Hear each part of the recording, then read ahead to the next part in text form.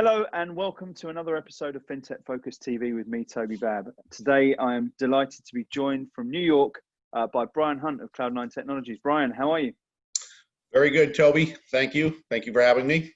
Absolute pleasure. Listen, great to see you, and great to see a business that's doing so well. It's been a tough time for a lot of people, and I think there's been a lot of good messaging I've seen coming out of Cloud9 so far. But before we go into that and build out on it in a bit more detail, for those who haven't heard of you guys so far, would you give us a little bit of background on you and the business? Sure. So Cloud9 is the only and cloud provider of voice communications for a regulated user, is probably how I would look at that. Meaning we are able to deploy a fully functional voice trading cloud solution onto a trading floor. And then beyond that, we're able to satisfy the voice needs of any regulated user off the trading floor through telephony, intercom, and voice broadcast capabilities. Additionally, being part of delivering it over the cloud really facilitates integration with other platforms on their desktop in terms of workflow and data share. It gives you a built-in sort of redundancy factor where you can log in anywhere, anytime. And it certainly makes the deployment and lack of private lines and infrastructure and cost, it makes that aspect of the voice trading infrastructure kind of go away or be extremely manageable from a cost standpoint. So you get a lot of advantage. You're not giving up anything. Actually, our audio quality is significantly higher than legacy voice solutions. So. My role as the Chief Administrative Officer is pretty varied.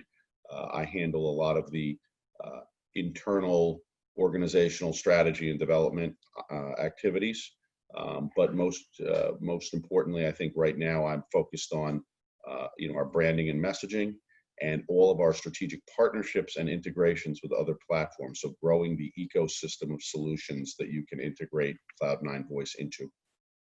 I think it's been a really interesting time for you, actually, because I've seen numerous examples and announcements with regards to partnerships. I've seen news of 50% growth since March and such like for you. I think it's wonderful. It's wonderful to see a business there that's seeming to do well during such a difficult time. And on top of that, there's also a significant investment that you've been into. So not gone too badly for Cloud9 so far. Look, I mean, it's tough times all around, but Cloud9, because of the way the product was envisioned and designed, is well suited for tough times. And so we're certainly seeing an uptick in our business, due to the fact that people have to deal with all of the logistical concerns around keeping their businesses operating during a pandemic. One of the things that I would say is that without too many exceptions, most of the folks that have deployed us in the last few months have been looking at us. We've been in their lab. We've had, been having meaningful conversations with them for a year or more. So I see, COVID as much more of a catalyst, much more of the push over the cliff, so if you would, for these institutions to adopt, the real future of voice. So I think it certainly did expedite the process, but I think that now folks are on our platform. Not only have we solved their remote login sort of business continuity issue in the short term, they're now seeing all of the advantages of the way in which we deliver voice. So we expect the growth to kind of continue. The other thing I would point out is, like most trading systems and messaging systems, critical mass of users, once you get to a certain size of a community, that the growth then tends to speed up. And I think we're experiencing that now that we have the big names and the big counterparties on the platform. So. Yeah, it's that classic sort of snowball effect, isn't it? From adoption. Yeah. You touch on something really interesting there, because it's something I've been thinking of a lot recently about. We've seen digital adoption move on cloud adoption. There's been talk of sort of 10 years worth of innovation around digital technology over the last few months, and I think it's been extraordinary. And whether that, my hope is that continues. There's been a lot of in the financial markets in particular, a lot of sort of dancing around the handbag, for want of a better expression, and people sort of tentatively putting their toe into the water. And I wonder whether this is going to be something which does continue afterwards, and my hope is that it continues to thrive. What's your take on that? How do you see the future moving after this? So if I'm hearing the question right, I think you're asking, is innovation going to be a big driver and continue to be a big driver in what financial institutions are doing and how they run their business? If that's then absolutely. And I think you see a few big themes emerging, right? So cloud deployment is, without exception, in my opinion, the biggest, most transformational, theme. I think the ability to capture and analyze data and leverage natural language processing and AI to improve business is another major theme. I think bots, trying to look throughout your organization to make it more efficient by automating as many processes as possible is another one. And I think platform integration. And again, I'm talking my own book a little bit because that's what I do. But I have to be honest with you. The ability to have all of the tools that you use to do your job in one place, working together, sharing data, is an enormous improvement, an enormous, sort of catalyst to success, I think, for a lot of trading desks and off trading floor activities.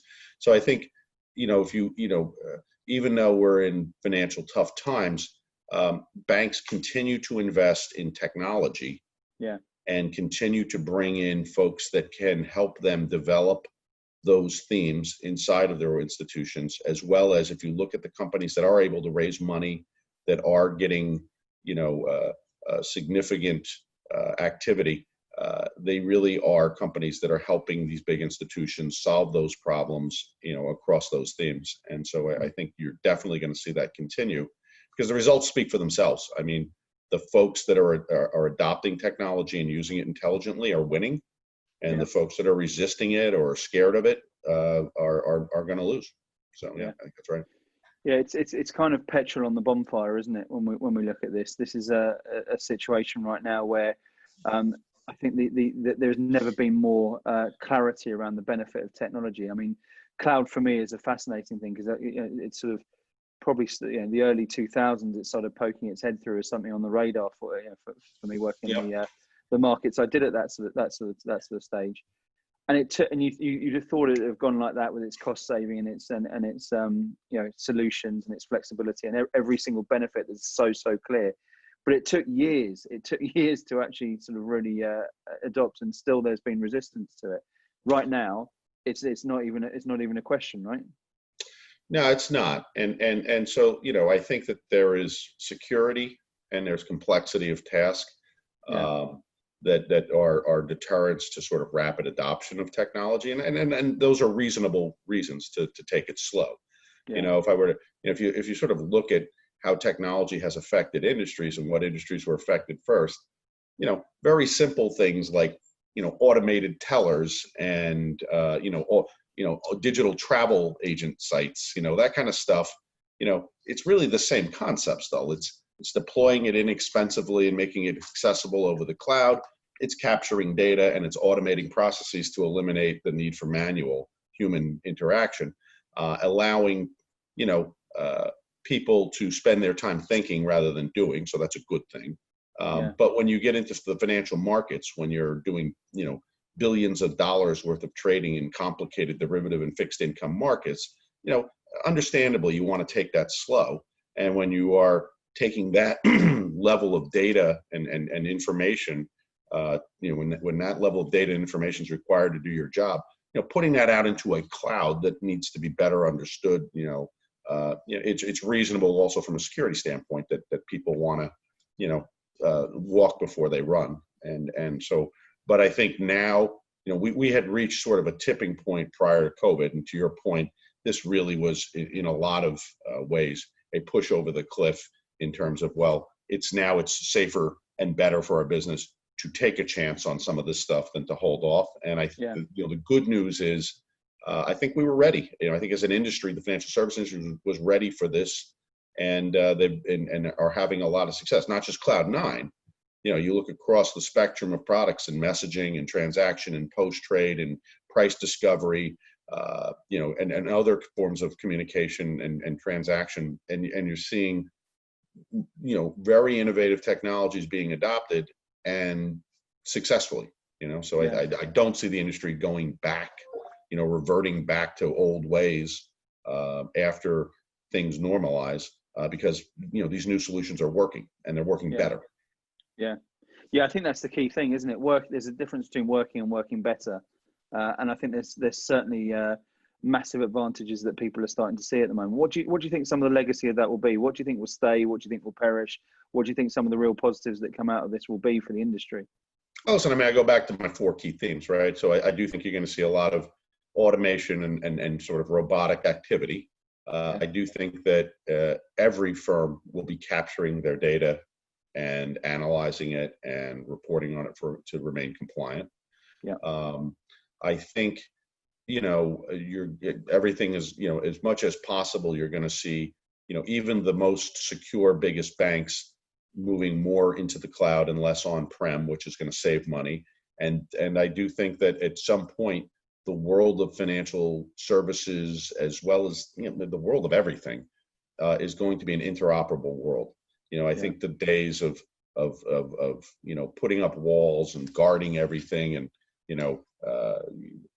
that's behind us. I think it's a universe of where the customer, where the end user is going to have optionality, and there's going to be the tools through APIs and desktop integrations for them to pull pieces of different things together to create their own unique workspace, and the folks that do that well, that's going to define their success. So.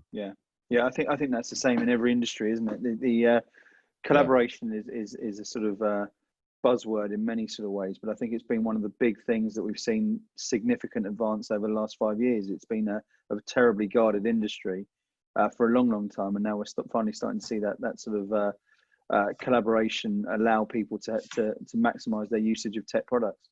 Yeah, and I think the result of that, there's going to be some fallout. I mean, there are, in every industry, certainly financial services is not insulated from this, but you're going to have folks that have done things for a living historically that are probably better done through automation, that are no longer needed because of integration, that are going to need to redefine themselves and be retrained. And you're going to find the people that are going to immediately have an advantage or immediately benefit from this phenomenon are going to be the folks that are now going to be able to spend more time thinking, using creativity, using relationships, using their historical knowledge to better do their job, better support their businesses, because they're not going to be mired down with either the cost of having somebody else or the time to do it themselves of doing a lot of these repetitive manual tasks. And they're going to have better insights into what's going on around them and in their organization to make decisions on. Definitely.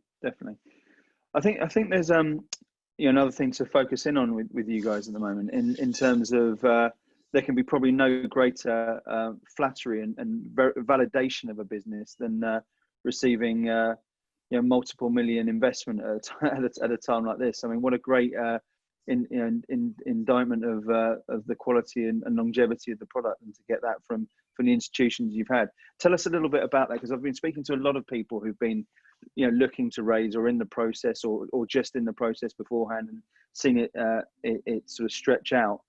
This has been phenomenal for you, right, to achieve something like this. You must be really proud. Absolutely. So first of all, I would say that we are extraordinarily fortunate to have the investor group that we have.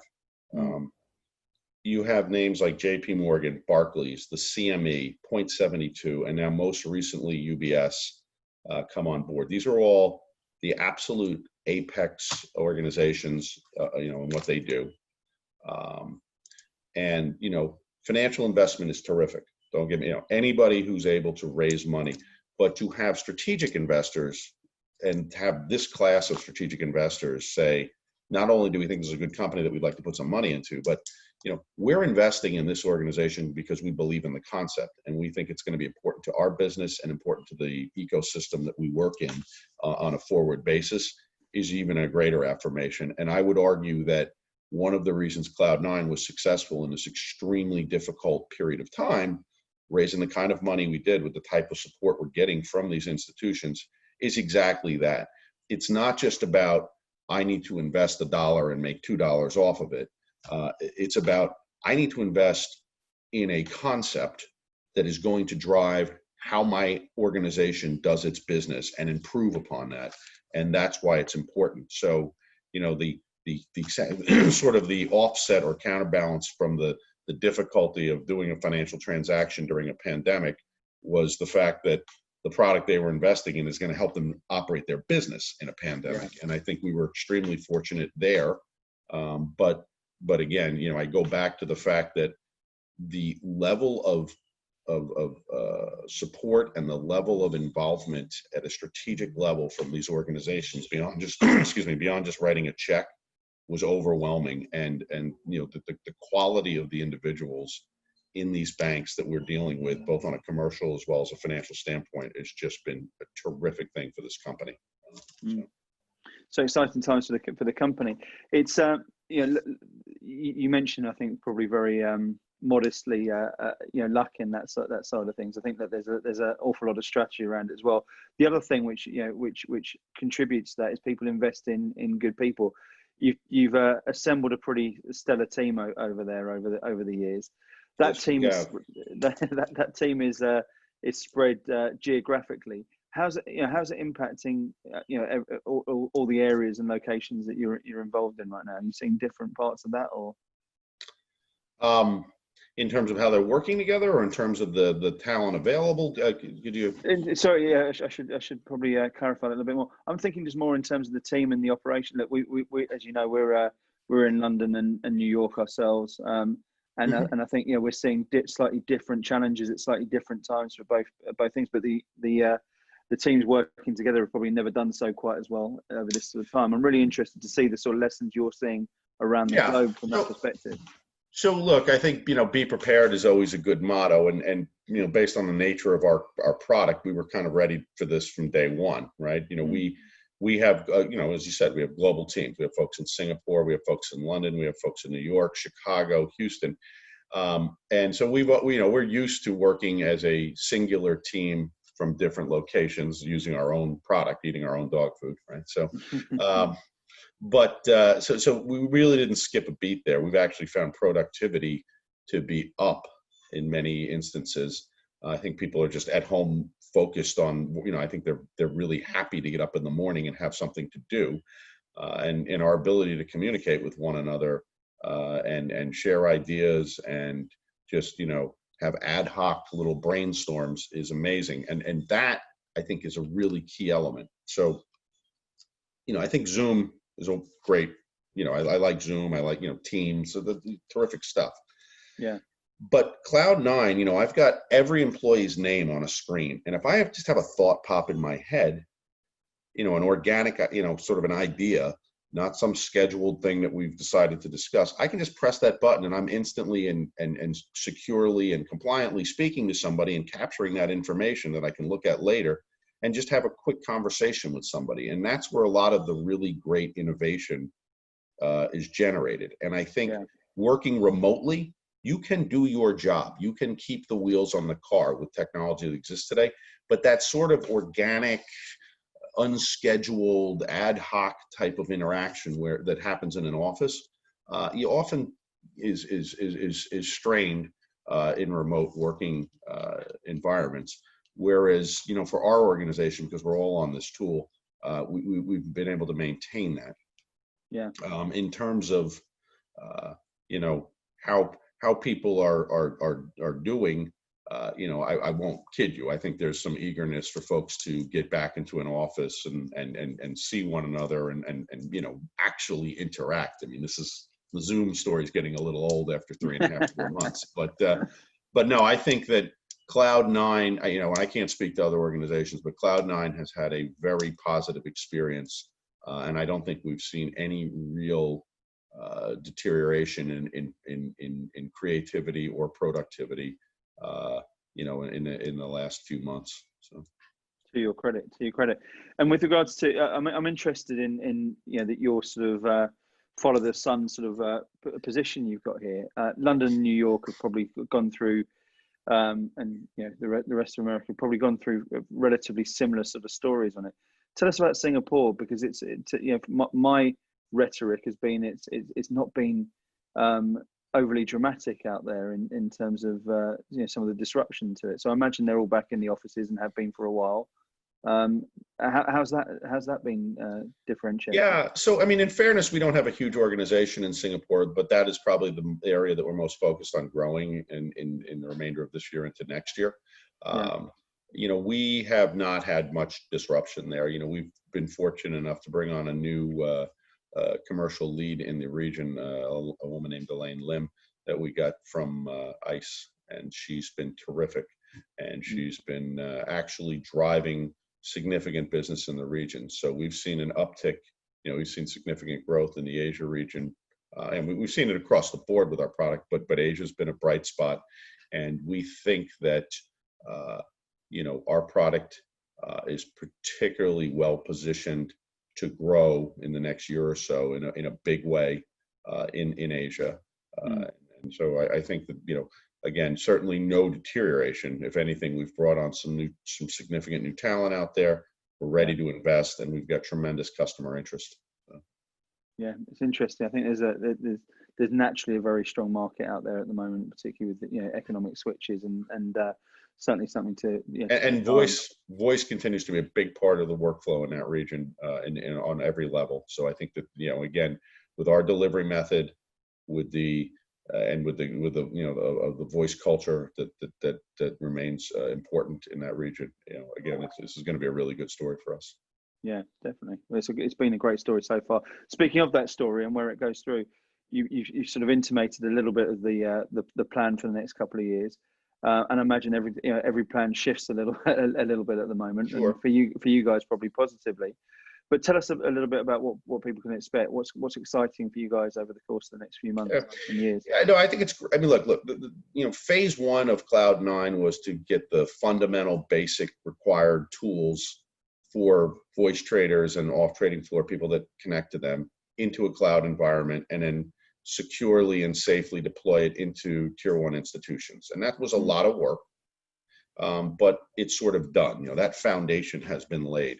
Now, some of the more exciting stuff, I think, is going to be driving the roadmap. So again, we've talked about integrations. I want to continue to push the envelope in connecting us and making us not a voice system, not an enterprise level voice system, but a voice client that really can be consumed in a number of different ways through other platforms. So if you just want to have it on your trading desk, terrific. If you want to run your whole organization on it, even better. If you want to do that and you want to integrate it and consume it through Symphony or TradeWeb or any one of these tools, being able to access voice, to have a hybrid voice screens workflow. So I think that theme is important. I think continuing to capture and extract value from all of the data on the system is going to be a key driver. And I think considering other users within an enterprise, right? So, clearly if you're a trader or a post-trade guy, having our trading system and our intercom is going to be valuable, right? But, how could a wealth management team benefit from our application? How could a syndicate desk benefit from our application?